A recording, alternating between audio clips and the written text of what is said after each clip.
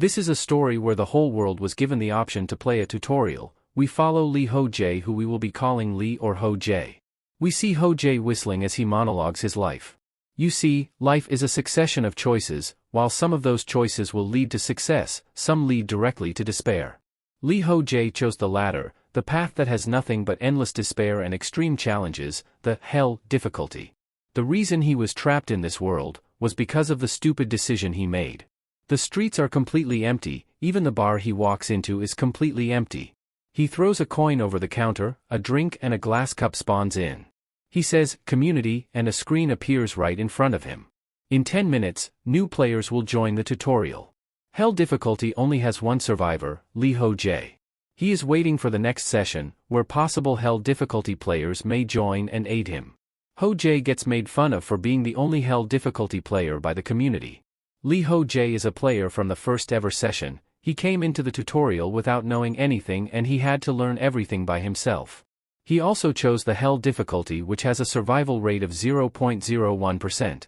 There's no way anyone is going to be so moronic that they'll pick the hell difficulty, especially now that the outside world knows about the tutorial.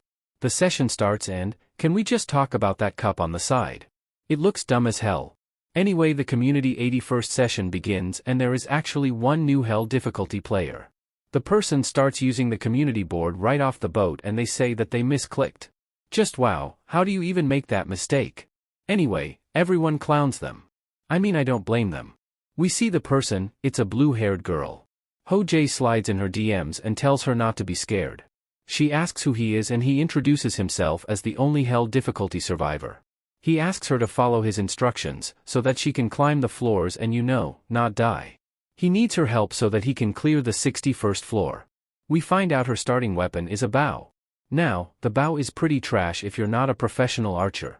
Lee Ho-jae is lost in his thought over how fucked they are. The silence is interrupted by the girl saying she chose the bow because she is an Olympic archer.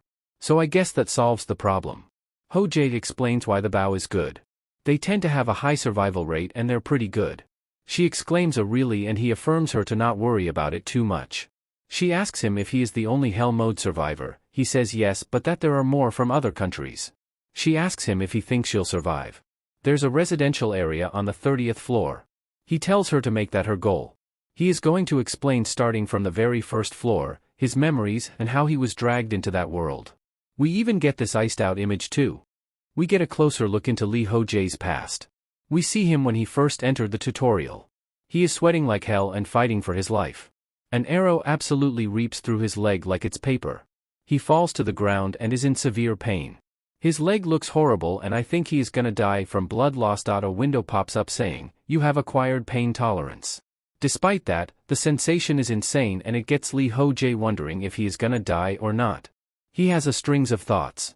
When did it all go wrong? Well, it's obvious, isn't it? It was the day when the window first appeared. It was just another evening for the now retired pro gamer Lee Ho-jae. He was doing what every old man does with their free time, get drunk and watch some TV. Except, he kinda isn't an old man. Anyway, he pretty much regrets retiring at a young age. About 2 years ago, he quit his job as a pro gamer. He used the wealth he accumulated to set up a convenience store and appoint one of the employees as the manager. After that he basically did nothing with his life. At the peak of his career, he was basically Ninja but less cringe. But then eventually, just like Ninja, he fell off. After falling off he retired almost instantly. He faces boredom and mundaneness every day ever since. Just as he is whining over nothing, the news appears. All over the world, the sinkhole phenomena, just as you see here, have occurred simultaneously. The government is working to uncover the cause of these sinkholes and experts are warning that these sinkholes should not be approached. We get an overview of it and not gonna lie, that hole is looking mad enticing. Anyway, Lee Ho-jae is absolutely flabbergasted and is shocked further when a screen appears over him. It congratulates him for being invited to the tutorial world. It asks him if he wants to enter the tutorial world and he agrees. It then gives him 4 options between easy, normal, hard and hell difficulty levels. He gets cocky and makes the worst decision of his life. He picks hell difficulty. He gets transported immediately and is woken up by this Wolf of Wall Street looking guy. He is confused, so they explain to him where he is. This is the lobby on the first floor of the tutorial. They explain to him that it was the messages he saw in the window that transported them all here. As the man is explaining, our MC gets lost in his heads and starts thinking about the girl in the background. The man asks him about everything he knows and Lee Ho-jae tells them about the sinkholes. The blonde guy gets mad and starts yelling at our MC but quickly gets shut away by the suit guy. Lee Ho-jae realizes that he was drunk before, but now he is perfectly fine. In response, suit guy tells him about the super regeneration they get in the tutorial. At least in that room. While still processing what the suit guy told him, the man also tells him about weapons. Just as he is thinking about it, a menu appears right in front of him that then teleports him to a different room. He was quite confused after being teleported but quickly adapted and started making his plans. He compares the room to the starting point of a video game where you have to pick your weapon. He takes note that if this is anything like a game, his starting weapon will produce a huge impact on the rest of his playthrough.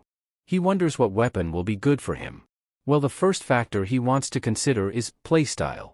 He wants something to match his capabilities. He isn't very strong and he doesn't know how strong he is magically, so he decides that the hammer, two-handed axe and the staff aren't gonna be that good for him. He also doesn't know how to use the bow, the only ranged weapon, so he avoids it. He also notes that depending on the objective, some weapons might not be good. Like if he is to fight those people he saw earlier. He says a bow will be the best if he is fighting others. He finally settles on a sword and shield.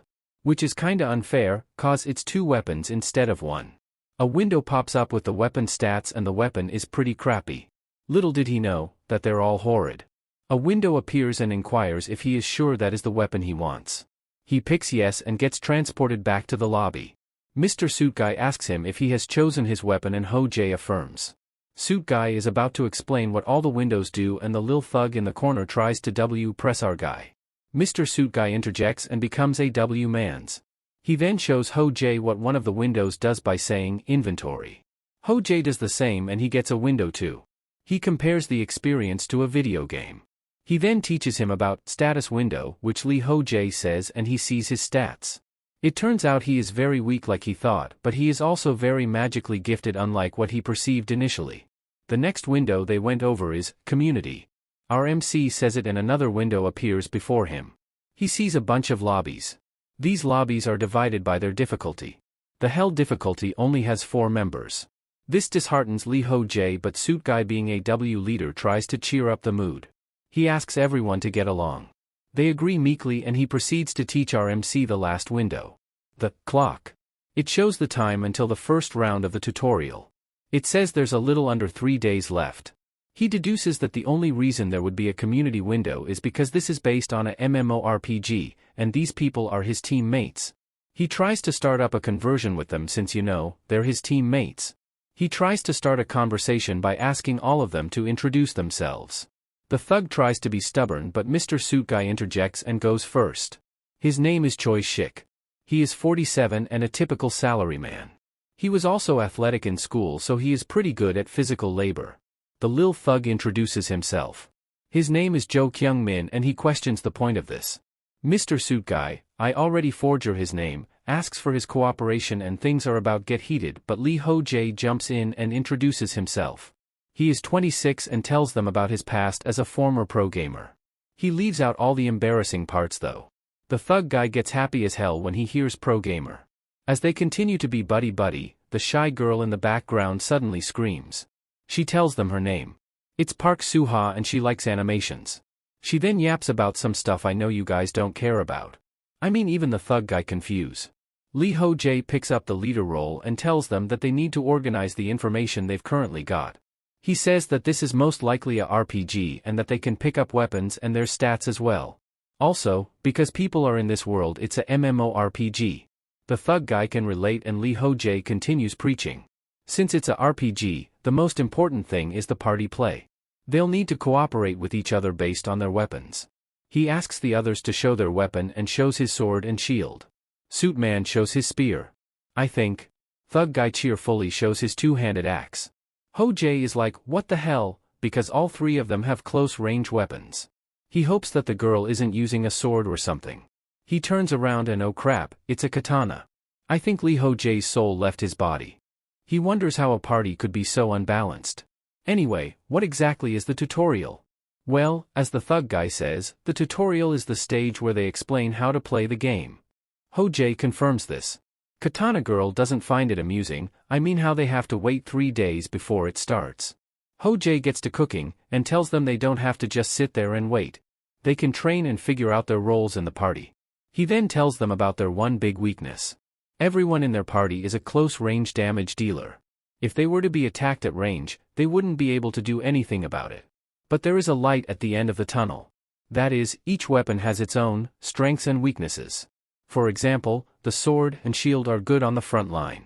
It can block enemy attacks and attack too, but having 2 weapons are heavy and hard to master.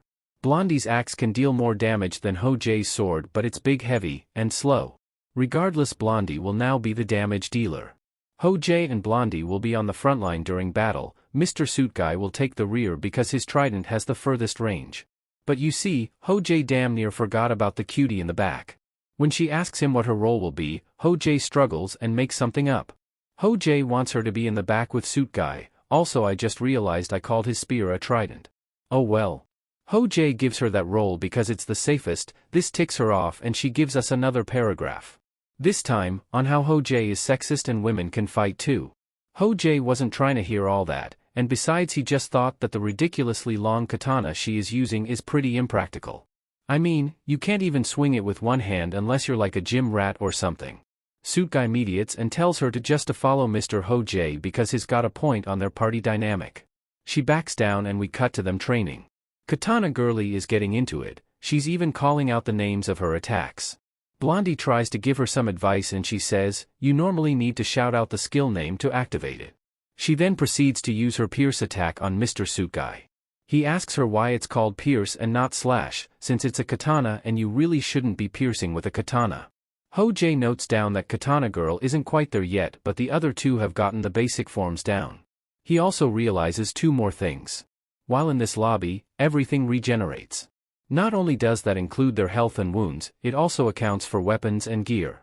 They also don't get hungry, thirsty, or sleepy. This means that they could train pretty hard. While pondering on that thought, he wonders what happens if they were to kill each other. Whether that they'll respawn or not. Suit Guy wants to fight Blonde Guy now. So Katana Girl switched with Blondie. They start fighting like crazy and Katana Girl makes a comment on it. Also comment down below whether you want me to call them by their real names or not. Also while you're at it, don't forget to leave a like. Lee Ho-Jae makes a statement on how Blondie or Suit Guy could be a good leader. Katana Gal butts in. But aren't you the leader, Ho-Jae Appa? She adds on that he is also very smart for graduating from Seohan University. Ho-Jae Appa, I mean Lee Ho-Jae tells her about the time that he became a pro gamer and retired. She asks him why he retired. Before he could tell her, Blondie's whining interrupted Ho-Jae's bonding time with Katana Girl. Anyway, Riz Ho-Jae finishes up the convo and we get a tiny time skip. It is now 10 seconds before the first trial and the gang gets ready. They all say their surprisingly not very corny one-liners. Except Katana Girl, she just gives a wholesome smile. The portals appear, but they're 4. This means they most likely have to do the first round solo. They think that their training was all for waste. Now note how I didn't mention whether Lee Ho-Jae made a corny one-liner or not. I didn't because now of all times, he decided to give the corniest and longest not even a one-line you could ask for. Everyone, until now I always thought playing games on my own was more practical, and that I preferred solo plays. But the last 3 days have been enjoyable, and for the first time in a while, I thought that party play was fun. Yes, I had quote all of that for you guys. If I have to hear this, then you guys also have to hear this. Anyway, they all give their goodbyes and we get to see what the first floor looks like. Leave a like and subscribe for part 2.